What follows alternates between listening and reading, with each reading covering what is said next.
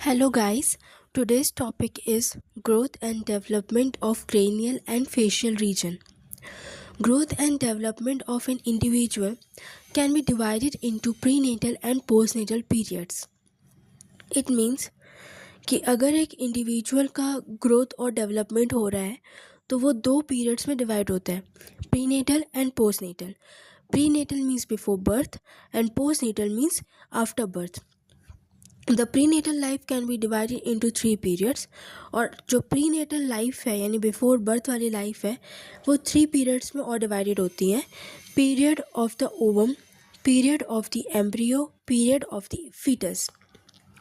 यानी कि जो ओवम, पहले ओवम रिलीज़ होता है, उसके बाद ओवम जब स्पर्म के साथ मिल जाता है then it will create embryo. तो period of the ovum first period है, period of the embryo second है, और एम्ब्रियो के बाद फीटस बनता है तो period of the foetus third period है. जो टॉपिक्स हम कवर करेंगे इस चैप्टर में, पहला होगा prenatal growth of the cranial base. यानी कि बिफोर बर्थ हमारा जो ये पूरा ब्रेन है वो कैसे ग्रो कर रहा है. प्रीनेटल एम्ब्रियोलॉजी ऑफ मैग्जिला, यानी कि बिफोर बर्थ मैग्जिला की कैसे ग्रोथ होती है. Development of the palate before birth कैसे होता है. Development of maxillary sinus. Prenatal embryology of mandible. Okay, ये मैंडिबल वगैरह ये सब कैसे बर्थ के पहले ये सब कैसे ग्रो होते हैं. और फिर पोस्ट नेटल के और टॉपिक्स हैं. Postnatal growth of the cranial base भी देखेंगे हम, postnatal growth of maxilla देखेंगे and postnatal growth of mandible देखेंगे. ये तीनों हम देखेंगे कि कैसे आफ्टर बर्थ कैसे ग्रो होते हैं. So first we will cover prenatal growth of cranial base. The earliest evidence of formation of cranial base is seen in the post or late somatic period.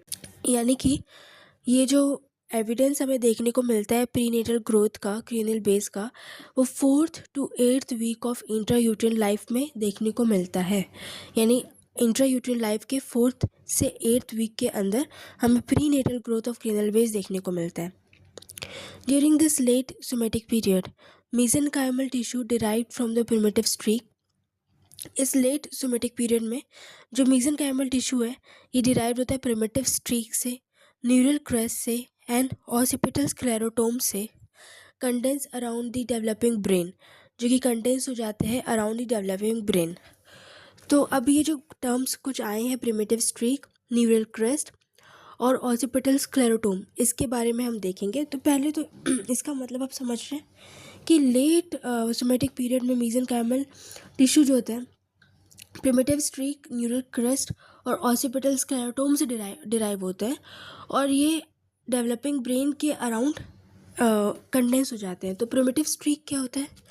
The structure that appears in the posterior region of the gastrulating embryo where the epiblast cells undergo epithelial mesenchymal transition and ingranational movement to form a germ layers.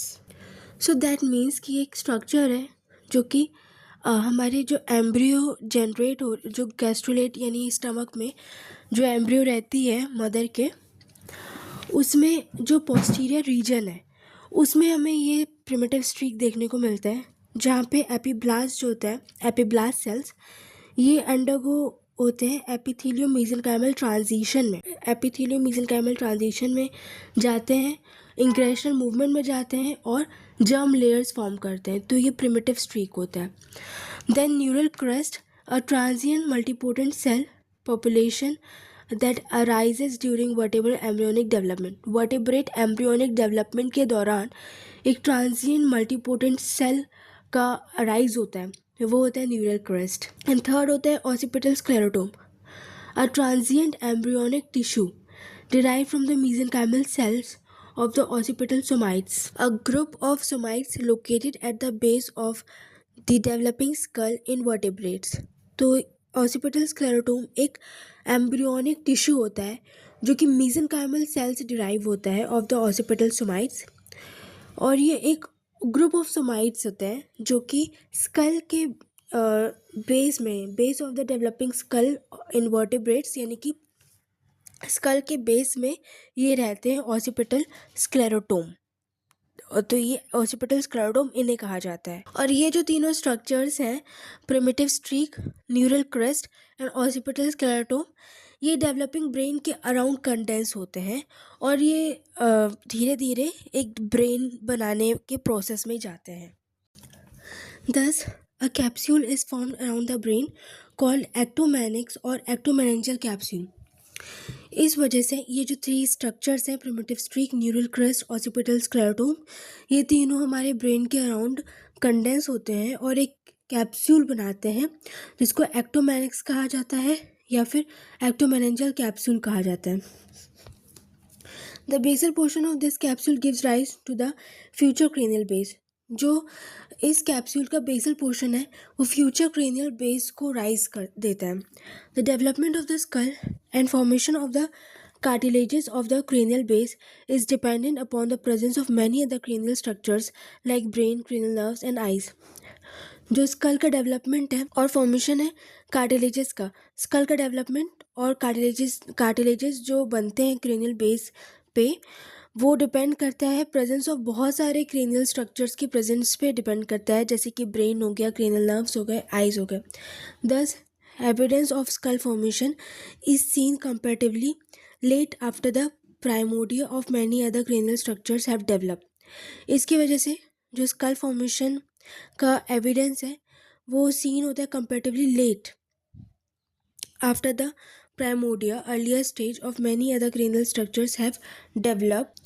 That means जो school formation का evidence है वो हमें बहुत late दिखाई देता है। बहुत सारे जो स्ट्रक्चर्स बन जाते हैं, यानी बहुत सारे स्ट्रक्चर्स के अर्लियर स्टेजेस हमें देखने को मिल जाते हैं, लेकिन स्कल का जो अर्लियर स्टेज है वो काफ़ी लेट देखने को मिलता है। क्यों? क्योंकि स्कल का जो डेवलपमेंट है वो बहुत सारे अदर स्ट्रक्चर्स पर डिपेंड करता है। From around the 14th day onwards, this ectomeningeal capsule is slowly converted into cartilage। लगभग 14 दिन के ऑनवर्ड्स जो है ये एक्टोमेनिंजियल कैप्सूल स्लोली कन्वर्ट हो जाते हैं कार्टिलेज में, यानी 14 दिन तक ये एक्टोमेनिंजियल कैप्सूल रहते हैं। उसके बाद धीरे धीरे क्या होता है कि कार्टिलेज में कन्वर्ट होने लग जाते हैं। This heralds the onset of cranial base formation। heralds means sign that something is going to happen soon। यानी इसका मतलब ये है, कार्टिलेज का बनना का मतलब ये है कि वो दिखाता है कि क्रेनियल बेस फॉर्मेशन होना स्टार्ट हो चुका है। Chondrification occurs in 4 regions: parachordal, hypophyseal, nasal and otic. तो कॉन्ड्रिफिकेशन मतलब होता है कार्टिलेज फॉर्मेशन। ये 4 रीजन्स में होते हैं हमारे स्कल में: parachordal, hypophyseal, nasal and otic. अब हम एक एक करके इनको पढ़ेंगे। Parachordal, the chondrification centres forming around the cranial end of notochord are called parachordal cartilages. Chondrification centres यानी कि कार्टिलेज बनने के जो सेंटर्स हैं जो कि फॉर्म होते हैं cranial end of notochord. Notochord का जो क्रेनियल एंड है उसमें उसके वहाँ पर कॉन्ड्रिफिकेशन सेंटर होते हैं, उसे कहा जाता है पैराकॉर्डल कार्टिलेजेस। तो नोटोकॉर्ड क्या होते हैं? एम्ब्रियो स्टेज में वर्टिब्रे को कहा जाता है, क्योंकि यही नोटोकॉर्ड आगे जाके एडल्ट में वर्टिब्रे बनते हैं। तो ये नोटोकॉर्ड में जो एंड होता है, क्रेनियल एंड जो होता है, यानी कि वर्टिब्रे में आपको पता है, क्रेनियल एंड ऑफ नोटोकॉर्ड का मतलब होता है कि नोटोकॉर्ड की जो टिप है जिससे वो हेड फॉर्मेशन ऊपर की तरफ करेगा, तो वो जो टिप होता है वो क्रेनियल एंड होता है। और वहीं पर पैराकॉर्डल हमें कॉन्ड्रिफिकेशन सेंटर देखने को मिलता है। उसका एक इमेज मैं अटैच कर देती हूँ यहाँ पे। देन सेकेंड जो है हाइपोफाइजल। हाइपोफाइजल की अगर बात करें, cranial to the termination of notochord the hypophyseal pouch develops. यानी नोटोकॉर्ड का जो टर्मिनेशन हो रहा है उसकी क्रेनियल की तरफ हाइपोफाइजल पाउच डेवलप होता है, which gives rise to the anterior lobe of pituitary gland. Pituitary gland के एक एंटीरियर लोब होता है और एक पोस्टीरियर लोब होता है। तो जो anterior lobe of pituitary gland होता है उसको राइज देता है ये हाइपोफाइजल पाउच, और वो एंटीरियर लोब का नाम होता है adeno hypophysis. On either side of hypophyseal stem, two hypophyseal और posterior sphenoid cartilages develop. यानी hypophyseal stem जो है उसके कोई भी दोनों में से on either side, कोई भी साइड में दो hypophyseal और posterior sphenoid cartilages develop हो जाते हैं. These cartilages fuse together and form the posterior part of body of sphenoid. और ये जो cartilages हैं ये फ्यूज हो जाते हैं एक दूसरे के साथ और फॉर्म करते हैं posterior part of body of sphenoid. तो ये जो टू हाइपोफाइजियल और posterior sphenoid cartilages डेवलप होते हैं, ये दोनों जो है फ्यूज़ होके posterior part of body of sphenoid बनाते हैं. तो हाइपोफाइसिस से एक तो हमारा पिट्यूटरी ग्लैंड का एंटीरियर लोब बना और दूसरा जो है हमारा posterior part of body of sphenoid बन गया हाइपोफाइसिस से. Then cranial to the pituitary gland, two presphenoid और trabecular cartilages develop. तो पिट्यूटरी ग्लैंड के क्रेनियल की तरफ यानी ऊपर की तरफ दो प्रीस्फेनॉइड या फिर ट्रेबिकुलर कार्टिलेजेस डेवलप होते हैं जो कि फ्यूज़ होते हैं एक दूसरे के साथ और क्या फॉर्म करते हैं anterior part of body of sphenoid. तो ये भी यहाँ पर कार्टिलेजेस, पहले हमने क्या देखा कि हाइपोफाइजल स्टेम के आजू बाजू दो कार्टिलेज होते हैं और वो जो दो कार्टिलेज होते हैं वो पोस्टीरियर स्फेनॉइड कार्टिलेजेस होते हैं जो कि posterior part of body of sphenoid बनाते हैं. और क्रेनियल यानी पिट्यूटरी ग्लैंड के जो ऊपर का पार्ट होता है उसमें ट्रेबिकुलर कार्टिलेजेस डेवलप होते हैं जो कि क्या बनाते हैं anterior part of body of sphenoid. Anteriorly, the presphenoid cartilages forms a vertical cartilaginous plate called mesethmoid cartilage, which gives rise to the perpendicular plate of ethmoid and crista galli. और ये जो प्रीस्फेनॉइड कार्टिलेज है यानी कि जो anterior body of sphenoid बनाता है, तो ये जो प्रीस्फेनॉइड कार्टिलेज है ये फॉर्म करता है एक वर्टिकल कार्टिलेजिनस प्लेट.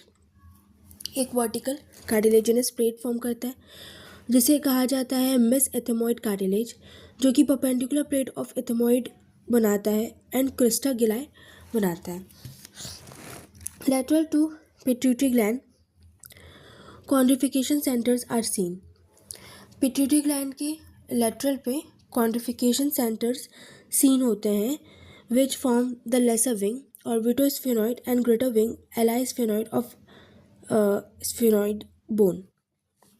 यानी पिट्यूटरी ग्लैंड के लेटरल पे क्वांटिफिकेशन सेंटर देखने को मिलते हैं जो कि लेसर विंग ऑफ स्फेनॉइड और ग्रेटर विंग ऑफ स्फेनॉइड बनाता है. तो स्फेनॉइड पूरा का पूरा हाइपोफाइजियल से ही बनता है. ये पूरा हमने देखा पोस्टीरियर पार्ट बना, एंटीरियर पार्ट बना, उसके बाद ग्रेटर विंग बना, लेसर विंग बना. ये सब पिट्यूटरी ग्लैंड के लेटरल क्वांटिफिकेशन जो है उससे ग्रेटर विंग और लेसर विंग बन गए. ये सब चीज़ें हो गई. अब आती है बात नेज़ल की. A capsule is seen around the nasal sense organ during development. Development के दौरान देखा गया है कि नेज़ल सेंस ऑर्गन के आजू बाजू एक कैप्सूल देखने को मिलता है. This capsule quantifies and forms the cartilages of the nostril. ये जो कैप्सूल है ये क्वांटिफाइज होता है यानी कि उसका कार्टिलेज में कन्वर्ट हो जाता है कैप्सूल और क्या फॉर्म करता है cartilages of nostrils. Cartilages of nostrils को फॉर्म करता है which fuse with the cartilages of cranial base, जो कि क्रेनियल बेस के कार्टिलेजेस से फ्यूज हो जाता है. तो कार्टिलेजेस ऑफ नॉस्ट्रल और cartilages of cranial base fuse हो जाते हैं और क्या बनाता है नेज़ल का डेवलपमेंट करता है. देन बात आती है ओटिक की. A capsule is seen around the vestibulocochlear sense organs. Vestibulocochlear sense organ मतलब कि ईयर के आजू बाजू एक कैप्सूल देखने को मिलता है during development. This capsule quantifies and later ossifies to give rise the mastoid and petrous portion of temporal bone. और ये जो कैप्सूल है ये क्वांटिफाई हो जाते हैं, दैट मीन्स कार्टिलेज में कन्वर्ट हो जाता है और बाद में ऑसिफाई हो जाता है यानी कि बोन का फॉर्मेशन होता है to give rise to mastoid and petrous portion of temporal bone. Temporal bone के मेस्टॉइड और पेट्रस पोर्शन जो है उसका फॉर्मेशन करते हैं. This otic cartilages also fuse with the cartilages of the cranial base. ये जो ओटिक कार्टिलेजेस होते हैं यानी टेम्पोरल बोन और ईयर के आजू बाजू का जो कार्टिलेजेस होता है ये फ्यूज हो जाता है with the cartilages of the cranial base. Cranial base के कार्टिलेजेस से फ्यूज हो जाता है। ये भी नेजल वाले भी क्रेनियल बेस के कार्टिलेज से फ्यूज हो रहे हैं और ओटिक वाले भी। Then otic cartilage, the elastic cartilage that makes up the external ear और auricle providing its unique shape and flexibility. यानी कि जो ऑटिक कार्टिलेज होते हैं ये एक्सटर्नल ईयर बनाते हैं या फिर उसको ऑरिकल भी कहते हैं, जो कि ये ऑटिक कार्टिलेज की वजह से हमारे कान का एक अच्छा खासा शेप होता है, शेप मिलता है और फ्लेक्सिबिलिटी भी जो हमारे कार्टिलेज को मिलती है, यानी हमारे जो कान में कार्टिलेज होता है वो ऑटिक कार्टिलेज होता है। The initially separate centers of cartilage formation in the cranial base fuse together into a single regular and greatly perforated cranial base। यानी कि जो इनिशियली सेपरेट सेंटर्स होते हैं कार्टिलेज फॉर्मेशन के, क्रेनियल बेस में क्या होता है कि कार्टिलेज जो है वो फ्यूज नहीं रहते हैं, वो पहले अलग अलग रहते हैं, बाद में वो फ्यूज हो जाते हैं एक सिंगल रेगुलर और ग्रेटली परफोरेटेड क्रेनियल बेस में। यानी उसमें क्रेनियल बेस बनता है लेकिन ग्रेटली परफोरेटेड होता है। Separate centres of cartilage formation होता है क्रेनियल बेस में, जो कि फ्यूज हो जाते हैं और क्रेनियल बेस बनाते हैं, जो कि परफोरेटेड क्रेनियल बेस बनाते हैं। The early establishment of the various nerves, blood vessels etcetera from and to the brain results in numerous perforations of foramina in developing cranial base. जो अर्ली एस्टैब्लिशमेंट होता है यानी कि वेरियस जो nerves, blood vessels ये सब होते हैं, इनका ब्रेन में इस्टेब्लिशमेंट होता है, यानी कि या तो ब्रेन से निकलते हैं नर्व्स, ब्लड वेसल्स और या तो उसकी तरफ जाते हैं। तो ये जो अर्ली इस्टेब्लिशमेंट होता है वो ये क्रेनियल बेस में डेवलपमेंट के दौरान होता है इन न्यूमरस परफोरेशंस।